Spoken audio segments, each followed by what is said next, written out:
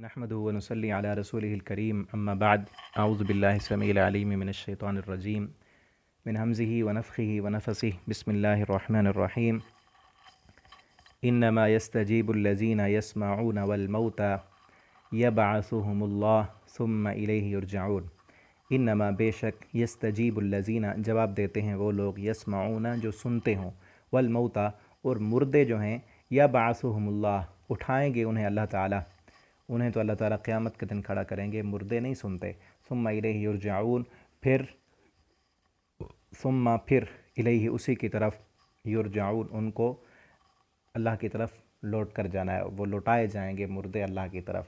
यहाँ पर ना काफ़रों को मुर्दों के साथ मुशाबत दी गई है। पिछले सबक में आखिर में हमने पढ़ा था कि वो मुतालबे करते हैं नबी करीम सल्लल्लाहु अलैहि वसल्लम से कि आप ये हमारे मुतालबे पूरे करें और ये निशानियाँ लाएं तो तब हम मानेंगे। तो अल्लाह ताला ने फरमाया कि ये मुतालबे हम पूरे नहीं करेंगे। अगर इन्होंने मानना है तो कुरान से बड़ी निशानी और कुरान से बड़ा मौजज़ा और कोई नहीं है, इसको देख कर मान लें।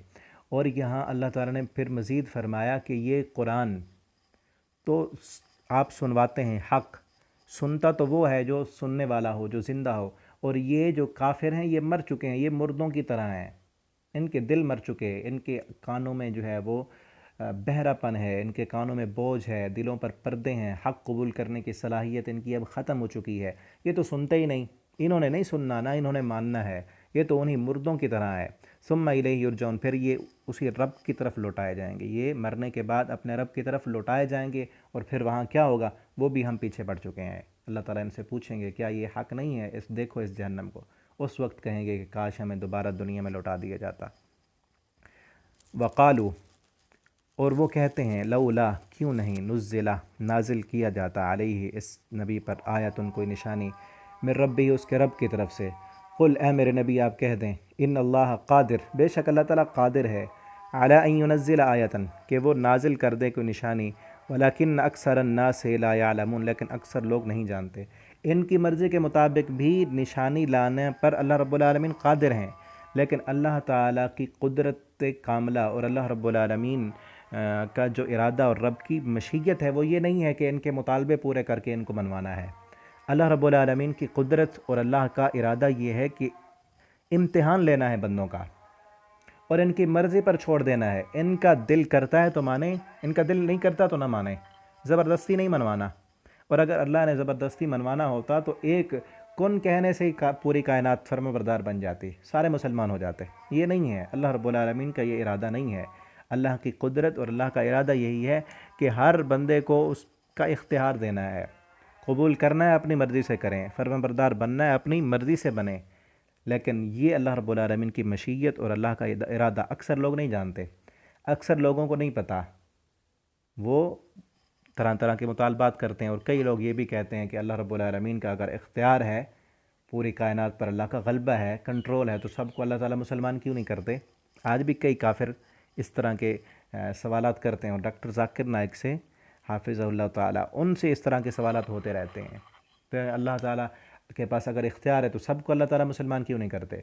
तो अल्लाह रब्बुल आलमीन की मशीयत और रब का इरादा ये है कि किसी बंदे को ज़बरदस्ती मुसलमान नहीं बनाना, ला युकल्लिफुल्लाहु नफ्सन इल्ला वुसअहा, और किसी पर अल्लाह ताला उसकी वुसअत से ज़्यादा बोझ नहीं डालते। दीन आसान है और मर्ज़ी से कबूल करना है, मर्ज़ी से नमाज़ पढ़नी है, ज़बरदस्ती किसी को कोई नहीं लेकर जाता। तो ये अक्सर लोग अल्लाह के इस इरादे को नहीं जानते। वमा मिन दाब्बतिन फ़िल अर्ज़ि, और जितने भी जानदार हैं ज़मीन पर, वला ताइरिन, और ना कोई परिंदा, यतीरु जो उड़ता है, बिजनाहिही अपने परों पर, इल्ला उममुन अम्सालुकुम मगर उम्मतें हैं, अम्सालुकुम तुम्हारी तरह जितने भी मखलूक़ात हैं ज़मीन पर चलने वाली या आसमान में उड़ने वाली जितनी भी मखलूक, और ये दो कहा गया, परिंदे, उड़ने वाली जितनी भी मखलूक़ात हैं और ज़मीन पर चलने वाली जितनी भी मखलूक़ात हैं और समंदर में रहने वाली मखलूक़ात, सारी की सारी उममुन अम्सालुकुम, अल्लाह फरमाते तुम्हारी तरह उम्मतें हैं, जिस तरह तुम इस ज़मीन पर हो तुम्हारी तरह कई और मेरी मखलूक़ात मौजूद हैं।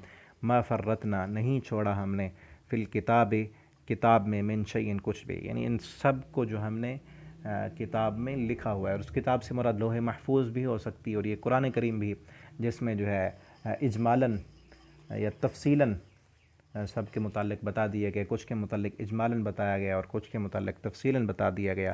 ثم الی ربہم یحشرون، پھر اپنے رب کی طرف یحشرون، وہ سب اکٹھے ہو کر انہوں نے جانا ہے، سب نے اکٹھے ہو کر جانا ہے۔ اور یہاں سے یہ مسئلہ بھی بعض علماء نے نکالا ہے کہ ساری مخلوق کا، رب کی ساری مخلوق کا حساب ہونا ہے۔ ثم الی ربہم یحشرون، یہاں کہا نا کہ اپنے رب کی طرف سب نے لوٹ کر جانا ہے، جتنی بھی مخلوقات ہیں، کہ ان جانوروں کا بھی اللہ کی عدالت میں حساب ہوگا۔ اس طرح ایک حدیث میں آتا ہے نا، صحیح مسلم کے اندر حدیث ہے، نبی کریم صلی اللہ علیہ وسلم نے فرمایا قیامت کے دن حساب و کتاب ہوگا۔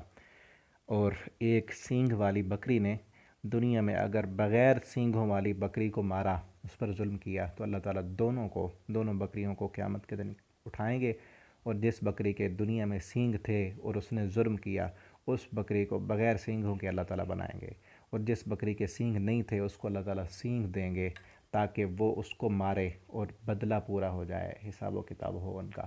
اور پھر حساب لینے کے بعد، یہ بدلہ پورا کرنے کے بعد، اس کو سزا دینے کے بعد اور مظلوم کو قصاص دلانے کے بعد اللہ تعالیٰ ان کو مار دیں گے اور مٹی کے ساتھ مٹی کر دیں گے۔ لیکن کافر لوگ جب یہ منظر دیکھیں گے تو کہیں گے یا لیتنی کنت ترابا، کاش کہ ہم بھی اسی طرح مٹی ہو جاتے، ہمارے لیے عذاب نہ ہوتا۔ تو جو رب اتنا باریک حساب لے گا کہ ایک بکری نے اگر ظلم کیا ہے تو اس کا بھی بدلہ اللہ تعالیٰ دلائیں گے، اور دنیا میں جو انسانوں پر ظلم ڈھاتا پھرے اس کا بدلہ نہیں ہوگا۔ یہ چیز دیکھتے ہیں نا، جن لوگوں کا آخرت پر یقین نہیں ہے تو وہ حیران ہو جاتے ہیں کہ ایک بندہ ساری زندگی اس نے ظلم کیے، کتنے بڑے ظالم موجود ہیں کشمیر میں، فلسطین میں، برما میں، کئی مسلمانوں کو کاٹا گیا، کئی بچے بھوکے بیچارے بلکتے بلکتے مر گئے، کئی ماؤں کے پیٹ چاک کر کے ان کے حمل بچے ان کی آنکھوں کے سامنے جو ہے نیزوں پر پرو دیے گئے، کئی انسانوں کی زبانیں کاٹی گئیں، آنکھیں کاٹی گئیں، کتنی مسلمانوں کی عزتیں جو ہے نیلام کی گئیں، کتنے باپوں کے سامنے ان کی بیٹیوں کو اٹھا کر ان کو برہنہ کر کے ان کے ساتھ بدکاریاں کی گئیں۔ لیکن وہ ظلم کرنے والے دنیا میں جو ہے وہ عیش و عشرت کی زندگی گزار رہے ہیں۔ تو کیا کوئی دن نہیں ہے، یہ ایسے ہی چلتا رہے گا؟ وہ عیش و عشرت کی زندگی، اور اس کے مقابلے میں کئی انسان ایسے ہیں جو نیک ہیں، انسانیت کے خیر خواہ ہیں، انہوں نے کبھی ظلم نہیں کیے لیکن وہ بیماریوں میں، مصیبتوں میں، مشکلات میں۔ تو یہ کیا ہے؟ تو آخرت کا جو دن ہے، یہ دنیا دار الجزا نہیں ہے، یہ دنیا دار العمل ہے، یہاں عمل کریں گے۔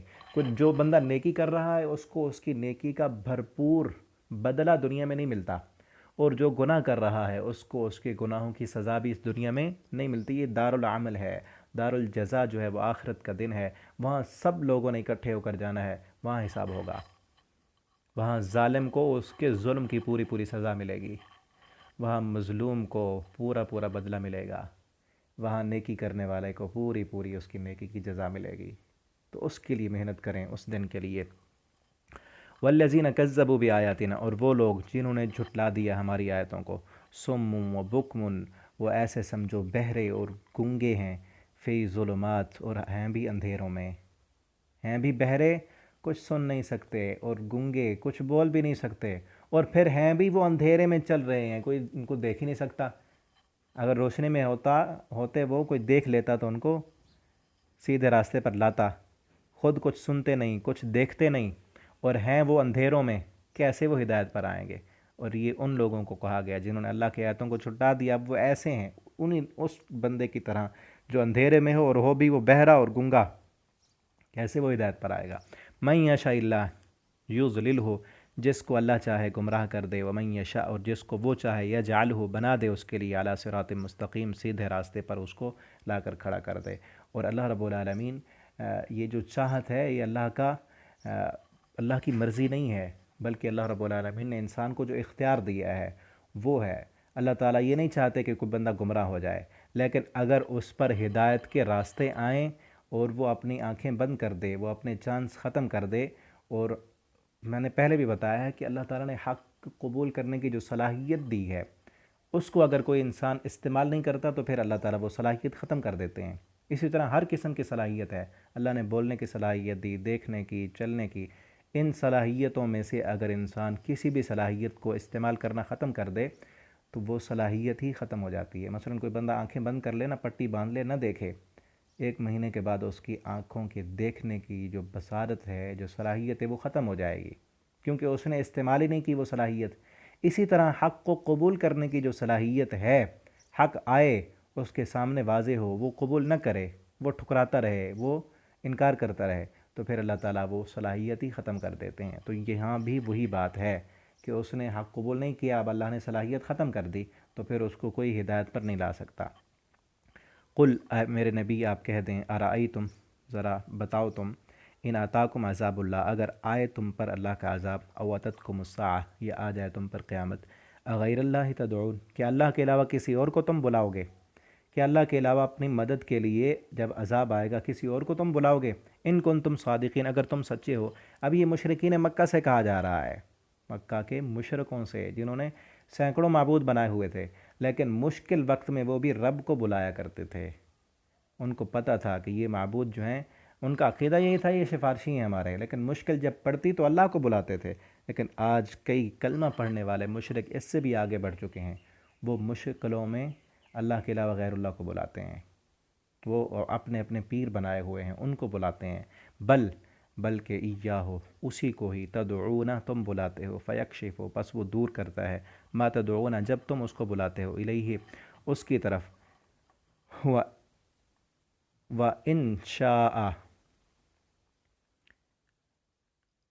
الیہ، فیکشف ما تدعون الیہ ان شاء، اگر وہ چاہے، جب تم اس کو بلاتے ہو تو وہ تمہاری مشکل کو دور کرتا ہے اگر وہ چاہے، اور اگر وہ نہ چاہے تو وہ دور نہیں کرتا، یعنی اپنی مرضی سے وہ دور کر دیتا ہے تمہاری مشکلوں کو، تمہاری دعاؤں کو وہ سنتا ہے۔